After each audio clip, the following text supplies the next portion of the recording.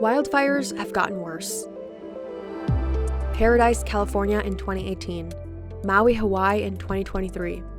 Then in 2025, a massive fire engulfs Los Angeles. Flames reaching the iconic Malibu neighborhood and its beachfront homes. It is like driving through hell itself down here. This LA fire is now one of the most expensive natural disasters in US history. This is unreal. Oh my God. My house. As our world is warming, fires are growing.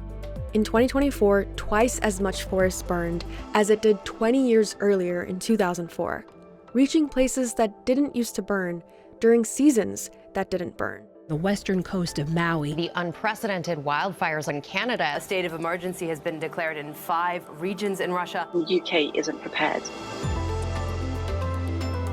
We have entered a new age of fire. It was our constant companion. Now we've turned our best friend into our worst enemy. So how did we get here? How do wildfires begin and explode?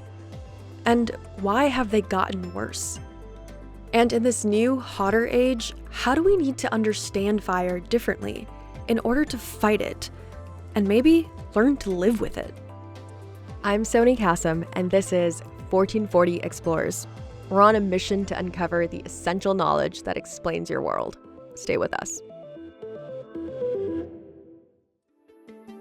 Listen, learning has never been harder. The internet is overwhelmed with low-quality content.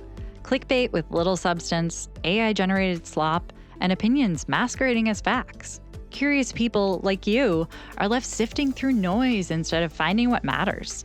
Enter 1440 Topics. We've curated the highest quality resources from across the internet. Think data visualizations, captivating videos, long-form journalism, and paired them with staff-written overviews to make every subject easy to understand and explore. Want to learn about venture capital or how new weight loss drugs work? Do you keep reading about CRISPR but are missing the best 101 on the breakthrough technology? Find all of this and so much more at join1440.com. 1440 Topics, separating what's worth your time from the rest of the internet.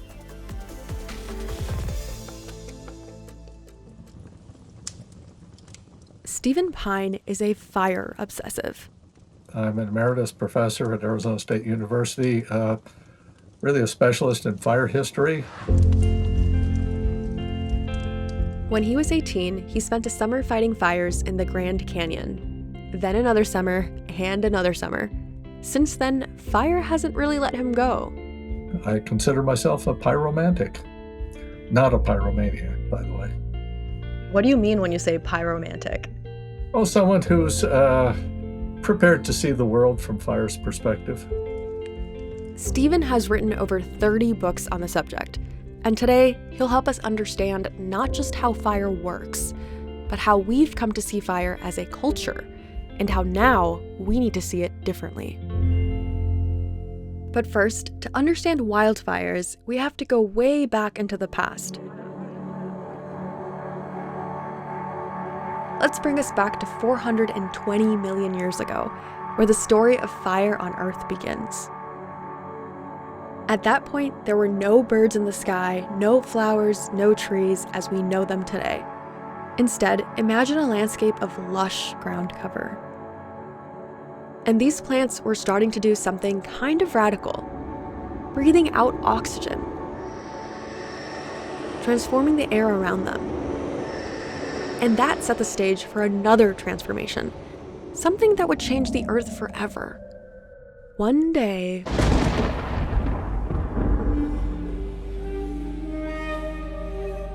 lightning flashed over a patch of plant, and for the first time, the 3 basic ingredients of fire met in one place: fuel, heat, and oxygen, otherwise known as the fire triangle. And the first thing you need to know: when that little plant caught fire, it made Earth into the only planet we've ever known to burn. Millions of years later, an early human ancestor found some fire and figured out how to keep it going, how to make it useful. making humans the only species that has learned how to domesticate fire. That discovery has made us who we are. We got big heads and small guts because we learned to cook. We went to the top of the food chain because we learned to cook landscapes. Now we're a geologic force because we're cooking the planet. We are the fire creature. Humanity's intimate relationship with fire didn't just shape our bodies, it shaped our culture too. The hearth is the essence of the home. How we gather. I mean, that's what makes people who share a fireside the definition of a family. Humans love to keep fire contained. In their fireplace, in a campfire, and when wild, far away from their homes. But recently, that's gotten a lot harder. Wildfires are wilder than ever. And that's changed our relationship to fire. What I saw sort of stopped me in my tracks. It's grown so powerful, it's creating its own weather. I don't know how I could get any worse than this. So what caused fire to undergo such a dramatic change? How did we turn fire into something so uncontrollable and destructive? You might be thinking, duh, climate change, but the answer isn't that simple. To lay it out, let's go back to the fire triangle: fuel, heat, and oxygen. We can use the fire triangle to understand how wildfires have exploded and how to rein them back in. We'll skip oxygen because there's usually enough around to keep a fire rolling, but fuel and heat, those stories are much more complicated. So let's begin with fuel. For tens of thousands of years, Indigenous people around the world burned land regularly to manage it. As they saw it, fire was a critical practice for maintaining healthy soil, plants, and diverse wildlife. It also had another benefit. Lighting small fires protected them from giant fires because the small fires ate the fuel on the forest floor, like dead trees and grass. This was so common that in 1542, Spanish colonizers sailed by Los Angeles and nicknamed it the Bay of Smoke. Sure, it could have been a wildfire raging, but more likely it was the smoke of Native Americans burning controlled burns, also known as good fire. Then European settlers came.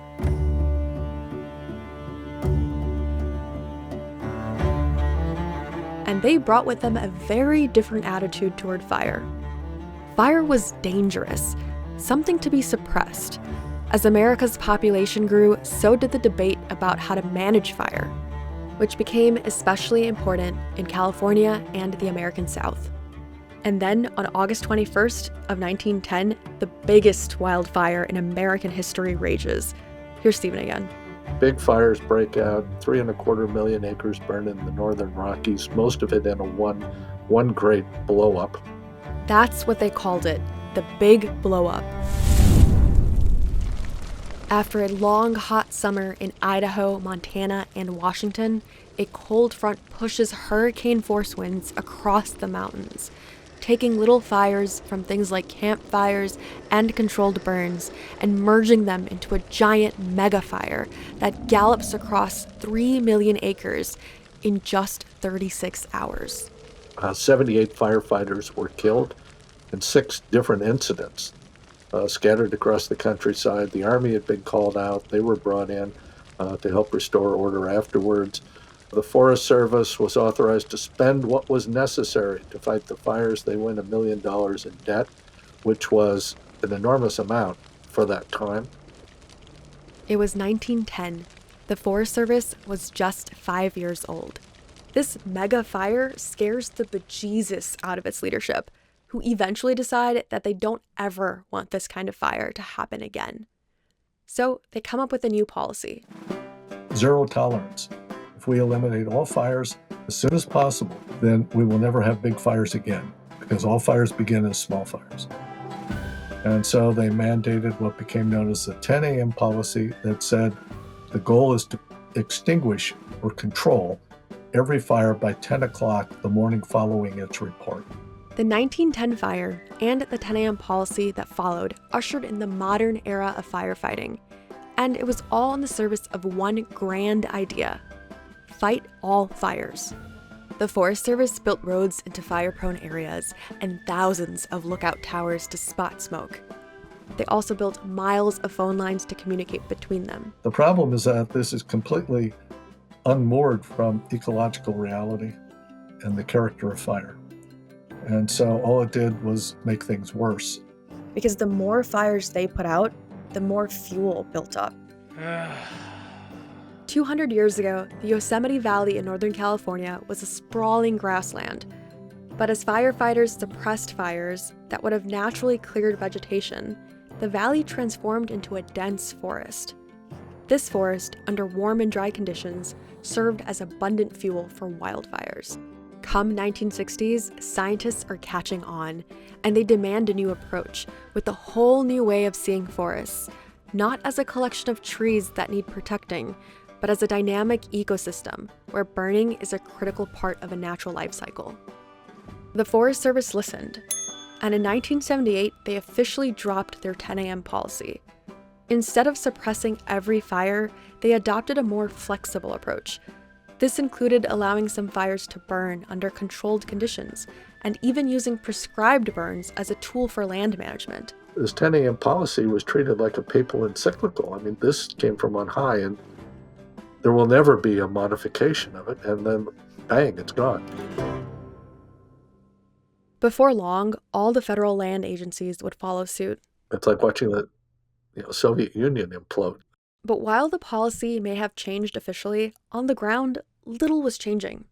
It's hard to change old habits. I mean, in some ways, it's like changing laws on segregation. Actually, you can change the laws, but it's going to take a long time before you start seeing the results in the field, and that's what's happened. We've been unable in most places to get it done. That's partly because of resource constraints, regulatory hurdles, and shifting public perceptions about the role of fire in ecosystems. And that overgrown Yosemite Valley, it's still overgrown, along with California and most of the US. The legacy of those decades of fire suppression is that dense fuel has built up, and today it still sits there, ready to burn. All right, so we've got oxygen around us, and we've talked about how a century of fire suppression policies has disrupted natural ecosystems and left our landscape overloaded with fuel. And this buildup of things like deadwood and undergrowth increases our risk of severe wildfires. That brings us to the last piece of the fire triangle: heat. This too comes back to humans. We are responsible for starting fires and making them more intense. In the case of wildfires, the vast majority are started by humans: power lines, cigarette butts, campfires, and arson. And want to know the date with the highest number of wildfires in the US? It's the 4th of July. Since the start of the new millennium, the number of acres that burn per year in America has more than doubled. One of the reasons is that humans have changed where they build. Over the last few decades, more and more people are living in wild areas, called the wildland-urban interface. All these homes and wild areas increase the risk that wildfires start, and that when they whoosh across the landscape, they cause damage to humans, properties, and lives.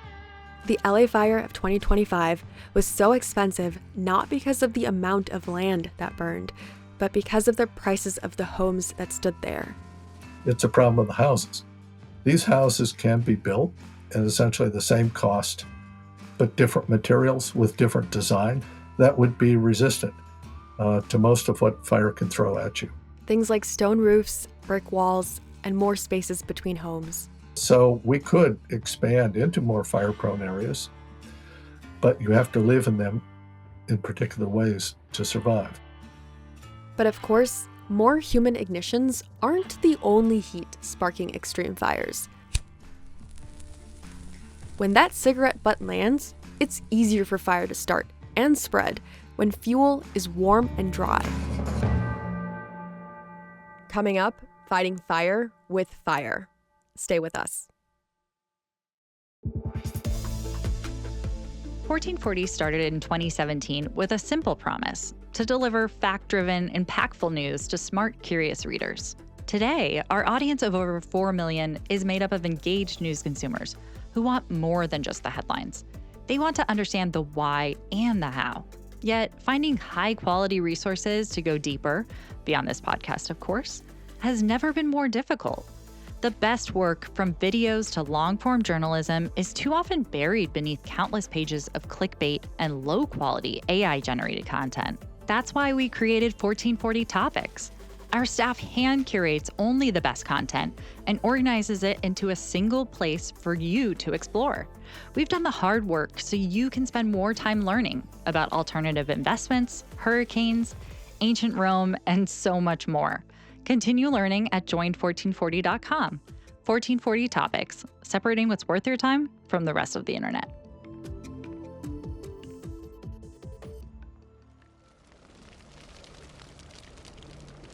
Okay, let's do a quick review.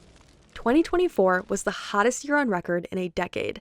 That included the 10 warmest years since records began. But what does a hotter climate actually do to wildfires? The answer isn't so straightforward. According to researchers, climate change doesn't just make the dry seasons drier, but also the wet seasons wetter.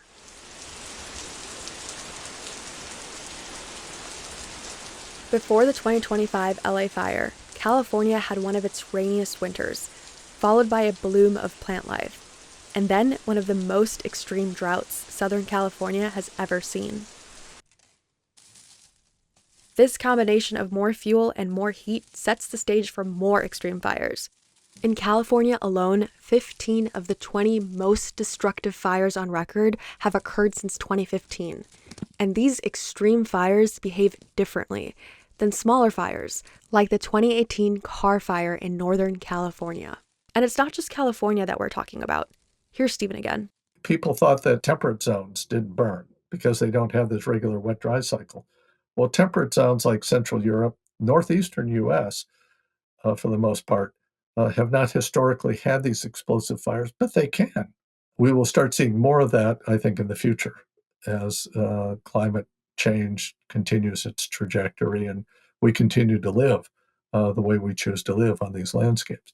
So what do we do? How are we supposed to rein in this explosion of wildfires? According to Stephen Pyne, the answer isn't so simple. It should strike us as very peculiar that these large megafires and urban conflagrations are a pathology of the developed world. I mean, these are the people with the most money, the most science, the most technology, and we're the ones who are being hammered by it. So there is something fundamentally wrong in our relationship and even in our understanding of fire. Stephen explains the fire triangle of heat, fuel, and oxygen is only one way to see fire. There's also a more nuanced perspective, viewing fire as something like a virus. Maybe not itself fully alive, but dependent on the living world, and so acquires many of its properties. I mean, it's birth, it breathes, it eats, it moves. It even creates offspring in the form of spot fires. It dies. And if you think about fire in those terms, then your response to a problem fire is not just a physical response. Your sense is, okay, there's something about the setting, something about the habitat, the living landscape that is broken. But how do you fix a broken landscape? Many experts argue that besides curbing climate change, the answer is to fight fire with fire. This is what they call the fire paradox. In order to prevent large, dangerous fires that burn out of control, we need to light more small fires and return to the kind of burning that Indigenous populations did before the idea took hold that all fires are bad. Stephen shares the story about a fire that burned in Arizona in January 2025. He could see the flames in the mountains from his window, but firefighters didn't try to kill it. And this fire was completely out of control. There was nothing anybody could do. Everything was favoring it. And then two things stopped it. One was another wildfire on the side that burned, so the flanks stopped burning. And the other is that it burned into a fire that 4 years previously had been managed. And they had carefully, over several weeks, burned out, expanded the domain of a wildfire to include a lot of other surrounding areas, tying it in, and it burned out on that. They did that at the same time LA is burning. And that That contrast is, for me, a very powerful one. They are managing this, and that is the choice. We are going to have these bad fires, and they're either going to be stopped by our prior treatment, using fire in some form, or they are going to be stopped by other wildfires. As Stephen sees it, with the burning of fossil fuels, humans have shifted the world into an age of fire, what he calls the Pyrocene. With our various fire habits, we have created the fire equivalent of an ice age. We are remaking the planet, bit by bit. In the Pyrocene, we can't avoid fire. We are all being affected by fire. Fire touches us all. But we do have a choice. Do we have good fire or bad? To create more good fire means lighting controlled burns that eat that extra fuel, like the buildup on the forest floor. And pulling that off at scale would require transformations in our infrastructure, like national fire associations that help people burn their own land and laws that encourage them to burn. It's just casual, not careless, but just, this is just what you do. And this is how you clean up the countryside. This is sort of spring cleaning for nature. And that's completely alien to us now. It would mean a return to a culture of regular burning that existed long before the 10 a.m. policy. It would require a transformation in practice, but also in mindset. Fire, Stephen says, is not something we should demonize. Fire is a shapeshifter. We need to shapeshift with it in some ways. We can recover from an abusive relationship to fire and make it our best friend again, our companion. So not all fires are bad. I guess it's time we learn to embrace fire wisely, because only then can we heal both the land and ourselves.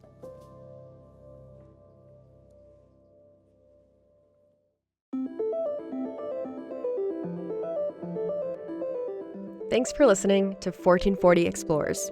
I'm Sony Kassam. Make sure to follow the show and leave a review on Spotify, Apple, or wherever you listen to your podcasts. And let us know what you think at podcast@join1440.com. While you're at it, start your learning journey with us at join1440.com. Subscribe to our free daily and weekly newsletters on world affairs, business and finance, society and culture, and much more. 1440 Explores is a production of Rhyme Media for 1440 Media. This episode was produced by Dan Bobkoff and Kim Nederveen Pieterse. It was fact-checked by Sanam Skelly. Our sound designer is Jay Cowit. The executive producer at Rhyme is Dan Bobkoff, and the executive producers at 1440 are me and Drew Steigerwald. See you next time.